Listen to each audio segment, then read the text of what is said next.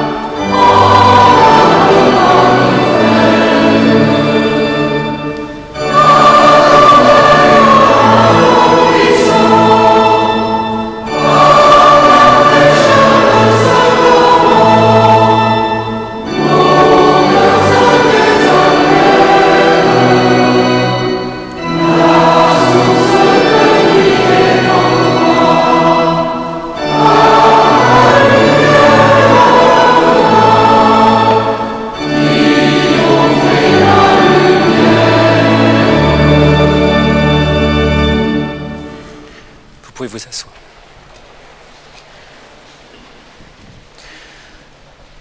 Voici ce que Jésus-Christ nous propose de vivre selon les paroles de l'Évangile.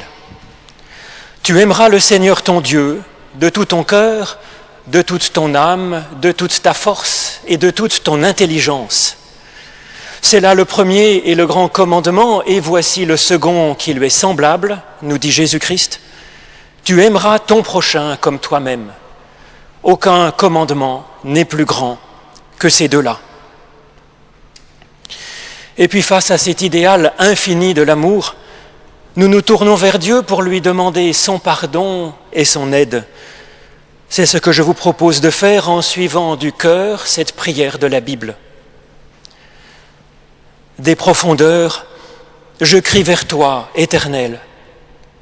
Éternel, écoute mon appel. Que ton oreille se fasse attentive au cri de ma prière. Si tu retenais les fautes, Éternel, Éternel qui subsisterait. Mais près de toi se trouve le pardon pour que toujours l'on puisse se tourner vers toi. J'espère en l'Éternel de toute mon âme. Je l'espère et j'attends sa parole.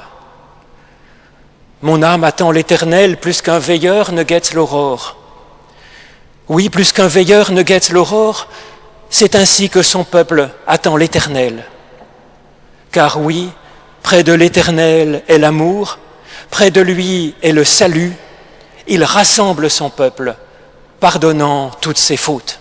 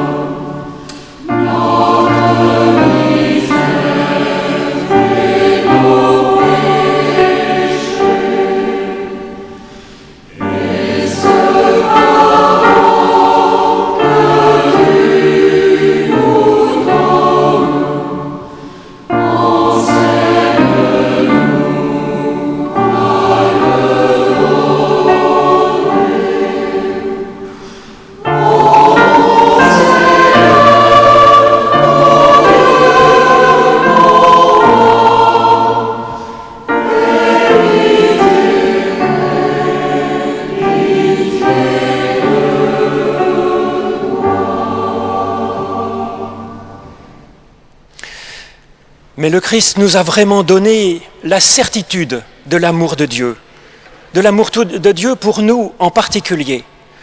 En effet, Dieu a tellement aimé le monde qu'il a donné son Fils, son unique, afin que quiconque croit en lui ne meure pas, mais qu'il ait la vie éternelle. Et déjà, en Christ, Dieu se penche vers nous et nous dit « Tes péchés sont pardonnés, ta foi t'a sauvé. Avance dans la paix. » Nous chantons notre reconnaissance à Dieu.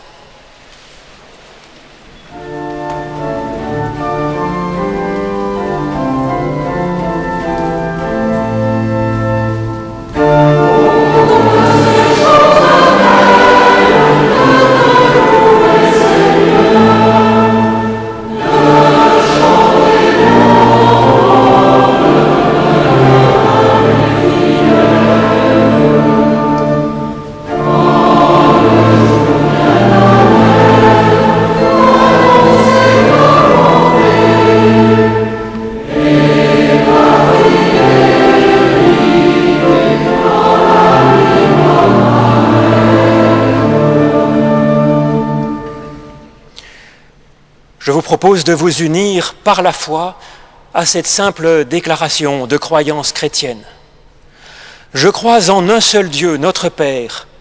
Il a pour chacun des projets de vie et de joie. Je crois en Jésus-Christ, notre Seigneur et notre frère. Il est le chemin vers le Père, notre salut. Je crois en l'Esprit Saint qui nous est offert. L'Esprit appelle notre foi et il fonde l'espérance véritable. Je crois que par l'amour, la vie touche à la vie éternelle et qu'en Dieu nous demeurons éternellement dans la liberté et dans la joie. Seigneur, augmente jour après jour la confiance que j'ai en toi. Amen.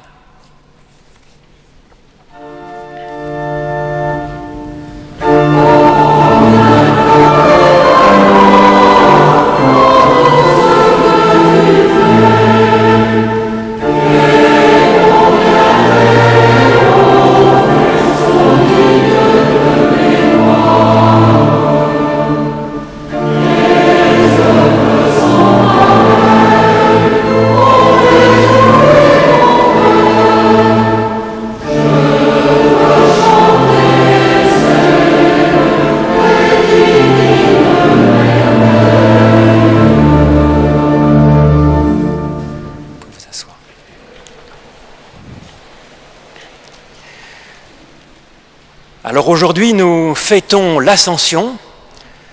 L'Ascension fait référence à un épisode que l'on trouve dans la Bible. Le texte raconte que Jésus a été enlevé par Dieu de la terre vers le ciel et qu'il a disparu derrière un nuage. Alors c'est assez difficile à concevoir matériellement.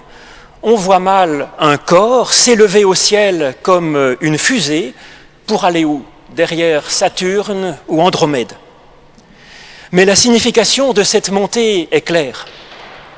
En effet, quand nous disons le Notre Père, cette prière où Jésus nous apprend à appeler Dieu Notre Père qui est aux cieux, nous savons bien que pour joindre Dieu, nous n'avons pas besoin de prendre une fusée.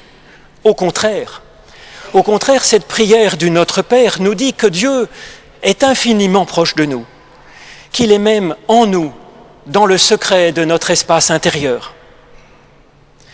Car la notion de ciel dans la Bible désigne le monde spirituel dans lequel Dieu évolue, à distinguer de la terre qui évoque le domaine matériel où existe notre corps.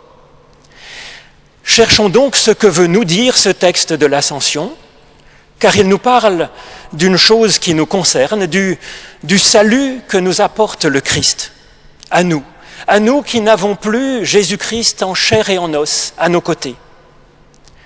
Dans ce récit de l'Ascension, nous avons vraiment une bonne nouvelle à recevoir maintenant, une espérance, une force pour avancer, une place qui nous est réservée sur cette terre et une vocation. Alors je vous propose d'entendre maintenant la lecture de la Bible dans le livre des Actes des Apôtres, au chapitre 1er, les versets 4 à 11.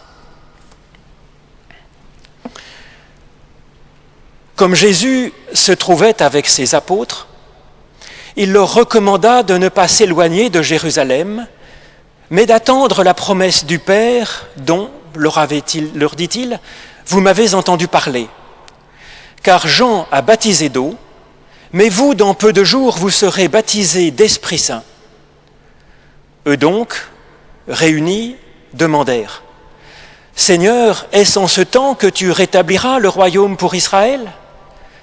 Il leur répondit, « Ce n'est pas à vous de connaître les temps ou les moments que le Père a fixés de sa propre autorité. Mais vous recevrez une puissance, celle du Saint-Esprit survenant sur vous, et vous serez mes témoins à Jérusalem, dans toute la Judée, dans la Samarie et jusqu'aux extrémités de la terre. » Après avoir dit cela, il fut élevé pendant qu'ils le regardaient, et un nuage le cacha à leurs yeux.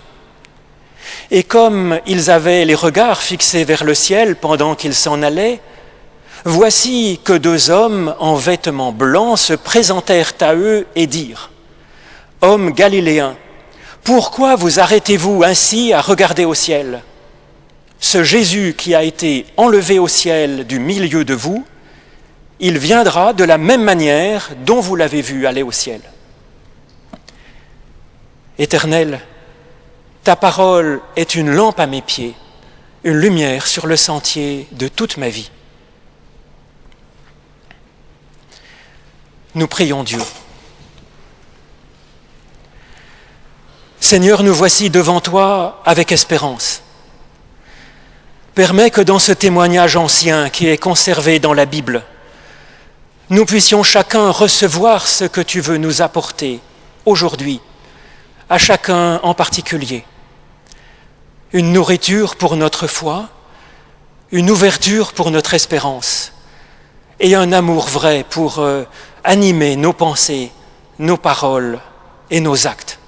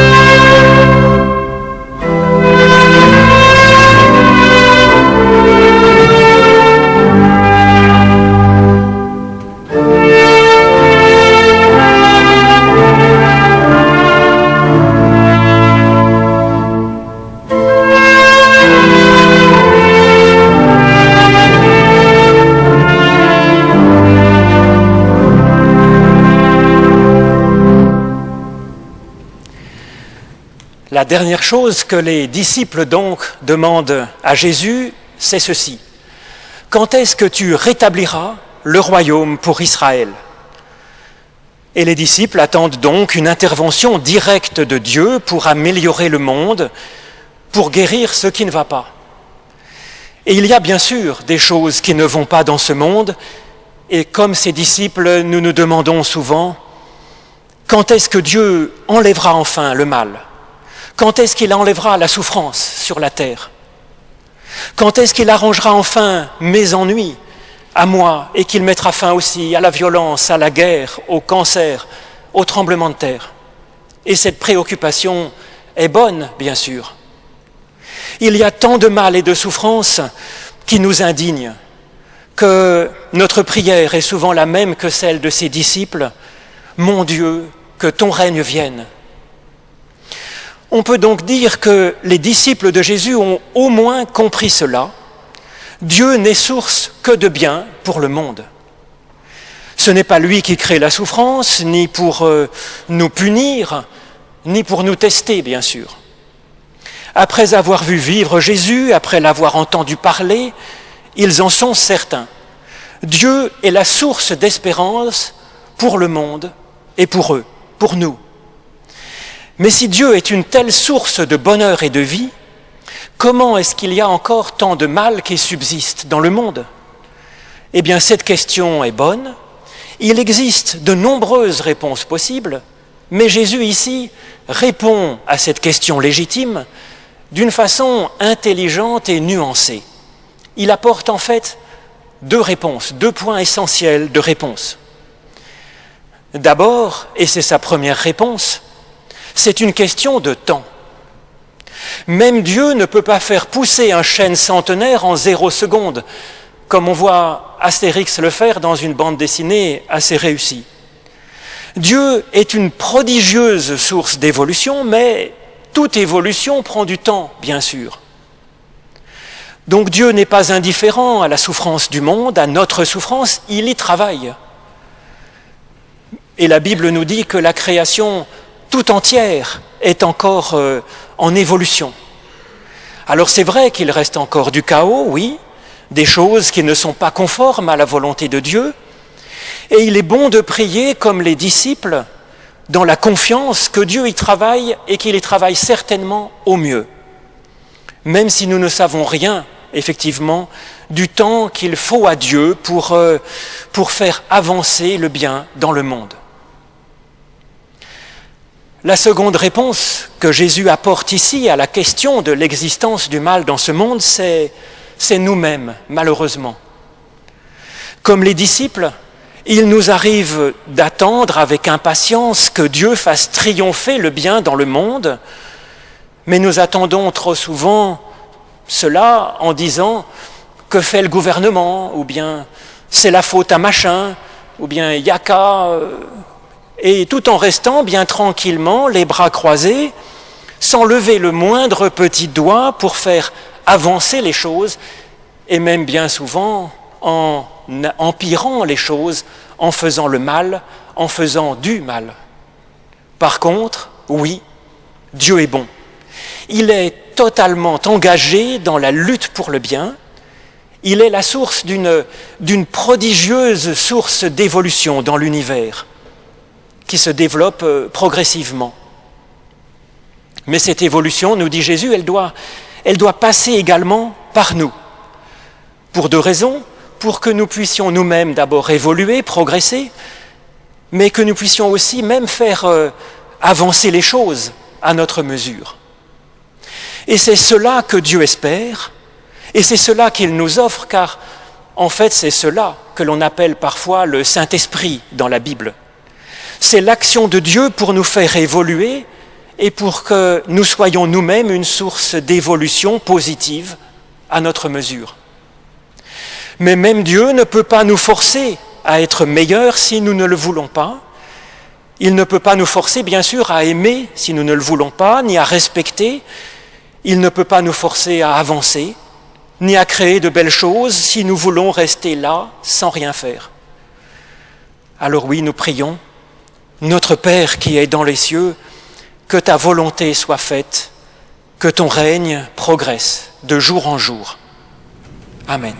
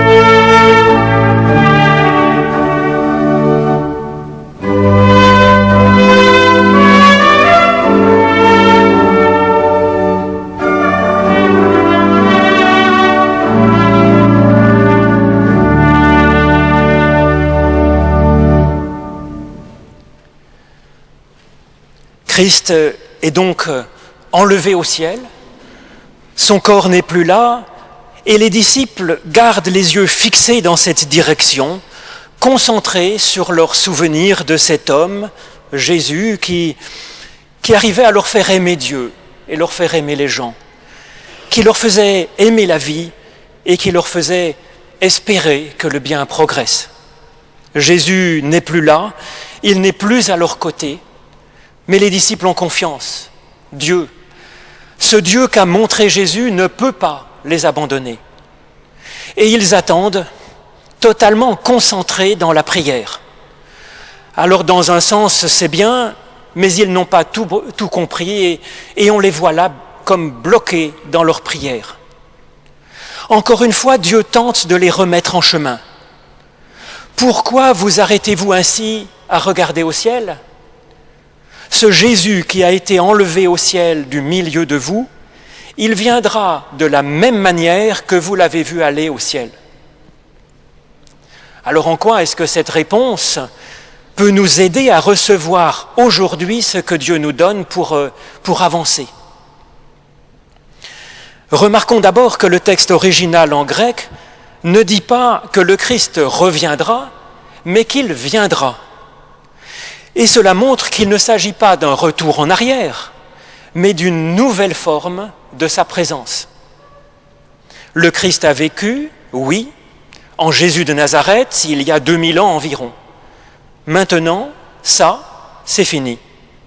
Maintenant, le Christ est au ciel, il est une réalité spirituelle, mais il viendra, nous dit le texte. Il viendra dans notre vie présente. Nous n'avons donc pas à fuir ce monde dans la prière totale pour recevoir le Christ. Et le texte précise, il viendra comme ils l'ont vu aller au ciel. Alors pour comprendre ce que ça veut dire, il nous suffit donc de repasser à l'envers le film de cette histoire. Le Christ est allé au ciel, il viendra donc du ciel. Il vient maintenant dans notre dimension spirituelle. Il vient de notre foi, de notre prière.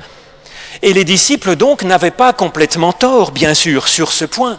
Il vient de là, de la dimension spirituelle. Mais où arrive-t-il ? Il arrive là où Jésus était au début du récit. Le Christ est au milieu de ses disciples qui lui posent des questions. Et donc le Christ, il revient au milieu de ses disciples, au-dedans de ses disciples qui se posent des questions. C'est donc là que le salut est donné. C'est là que le Christ demeure maintenant.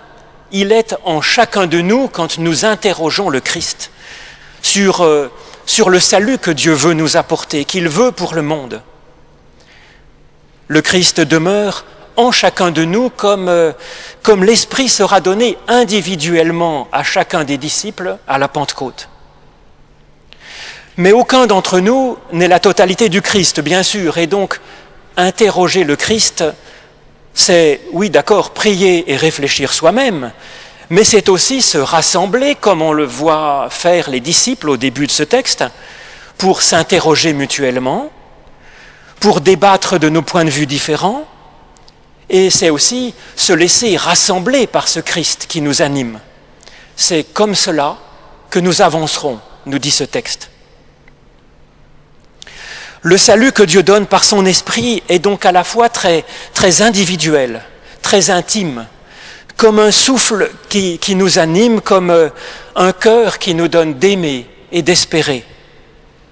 Mais le salut de Dieu est également dans la richesse de nos personnalités différentes, de nos théologies, de nos histoires différentes qui se rencontrent, qui débattent.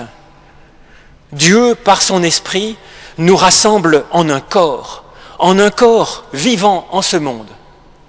Et donc le corps du Christ, dont nous sommes les membres, chacun est irremplaçable dans ce corps et béni par Dieu. Et maintenant, ce sont nos mains qui sont les mains du Christ qui peuvent servir les autres. Ce sont nos bouches qui peuvent annoncer la bonne nouvelle de l'évangile de Dieu annoncée par Jésus-Christ. Ce sont nos yeux et nos cœurs qui peuvent reconnaître les autres, leur grandeur et leur soif de salut. Et c'est notre foi, la foi du Christ, qui nous relie à Dieu, à notre prochain et à nous-mêmes en vérité. Oui, Éternel mon Dieu, nous attendons ton esprit avec reconnaissance. Amen.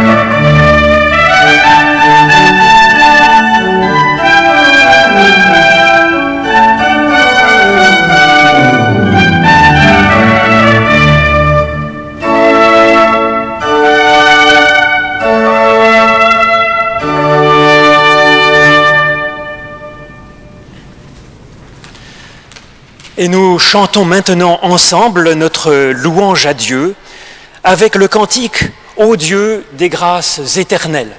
Nous nous levons pour chanter notre louange à Dieu. Oh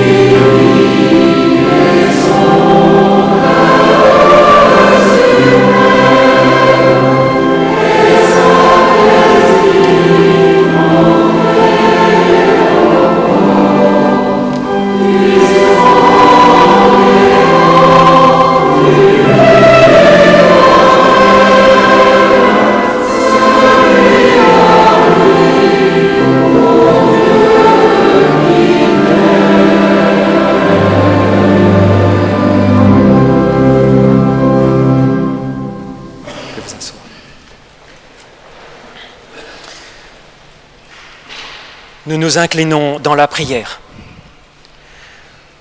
Ô notre Dieu, merci pour tout ce qu'il y a de merveilleux dans notre vie.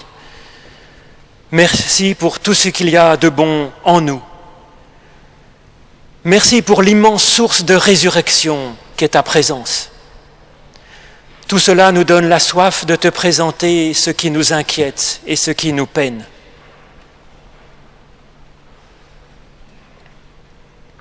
Seigneur, nous pensons devant toi à tous ceux qui souffrent, à ceux qui doivent reconstruire une nouvelle vie après une séparation, après un deuil, après un échec, après une maladie.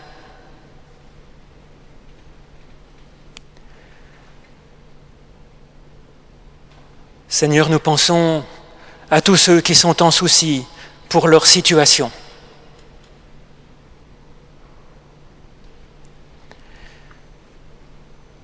Et nous pensons devant toi à ceux qui nous sont chers et à ceux que nous avons du mal à aimer.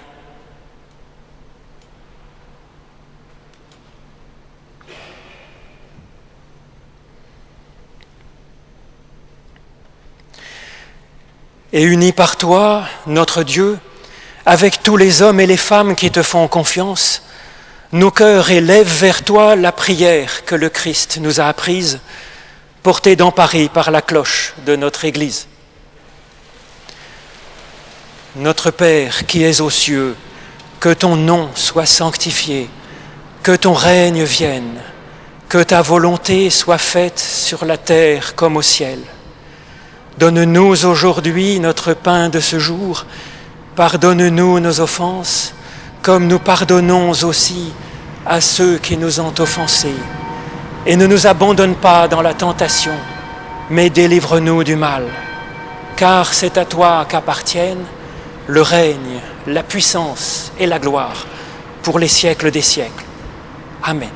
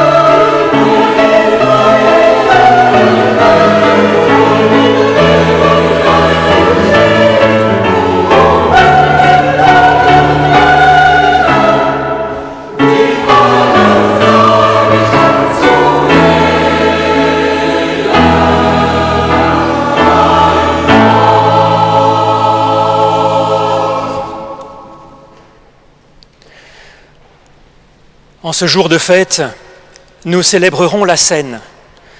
Chacun est invité à s'approcher de la table du Seigneur, quelle que soit son église, et même s'il n'est inscrit à aucune église.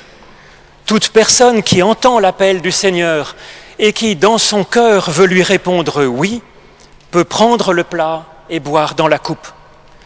Et vous qui êtes avec nous par la télévision, peut-être que vous avez du mal à vous déplacer pour aller au culte parce que vous êtes fatigué ou bien à l'hôpital ou en prison, vous pouvez communier par la pensée, par la foi, par le cœur, ou bien même en prenant du pain chez vous et en le mangeant avec nous, en signe de communion au corps du Christ.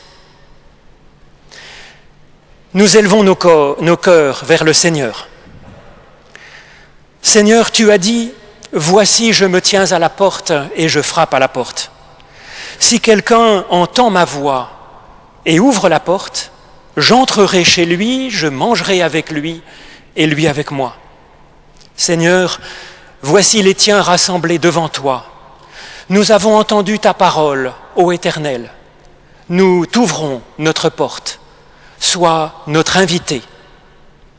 Amen.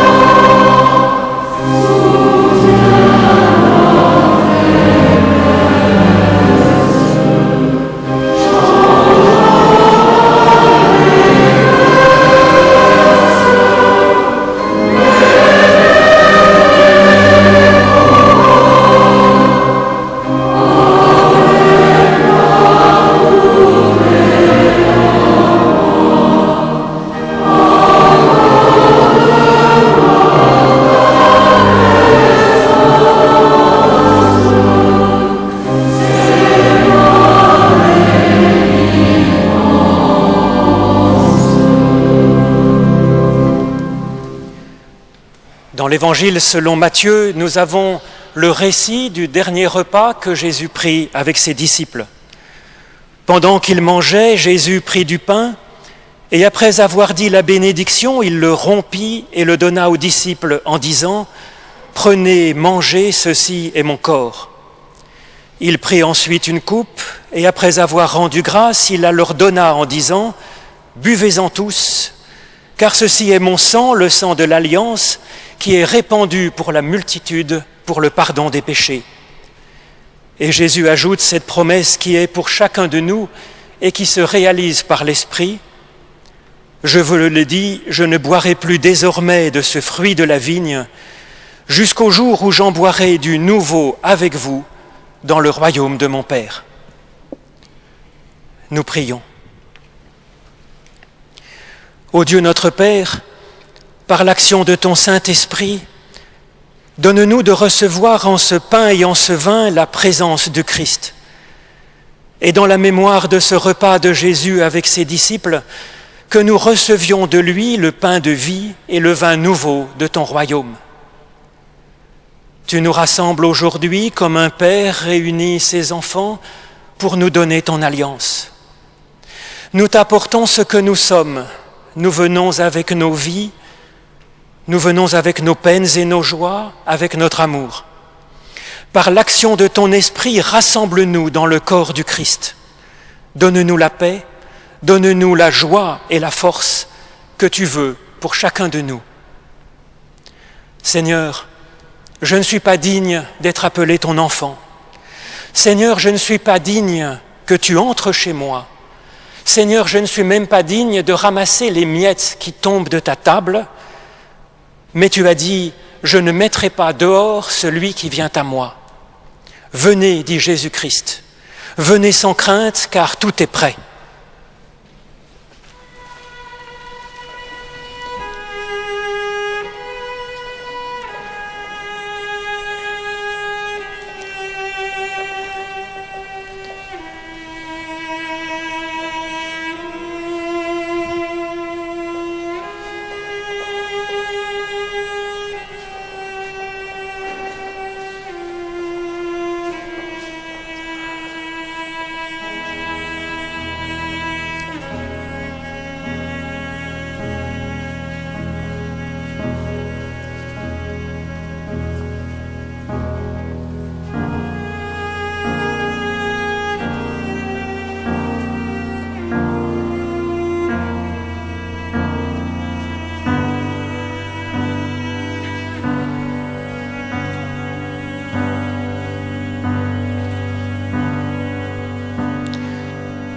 Le pain que nous rompons est la communion au corps de notre Seigneur Jésus-Christ, qui a été rompu pour nous.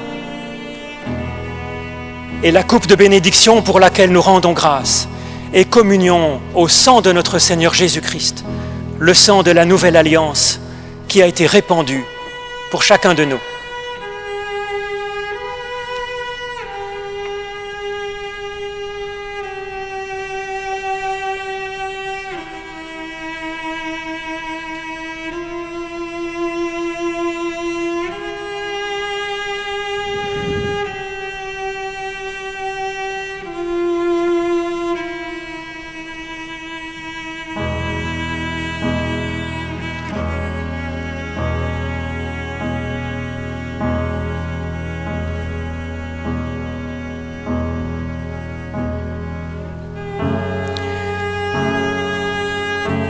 Jésus dit, vous recevrez une puissance, le Saint-Esprit survenant sur vous, et vous serez mes témoins ici même et jusqu'aux extrémités de la terre.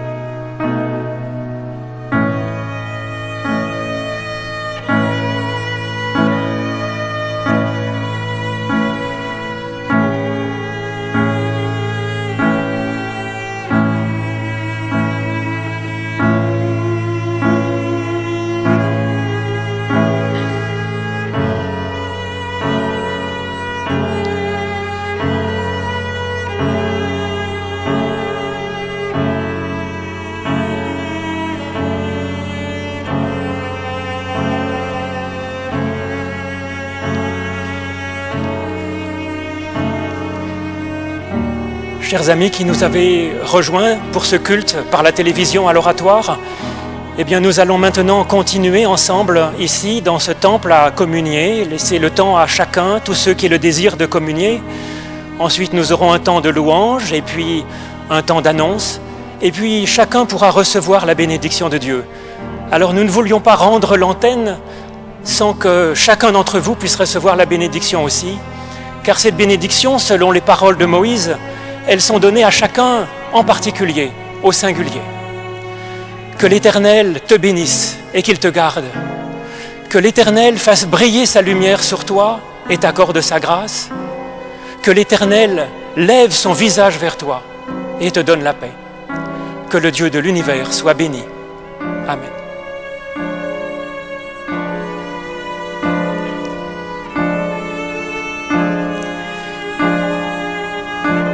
Allez en paix, dans la grâce et la joie de notre Seigneur.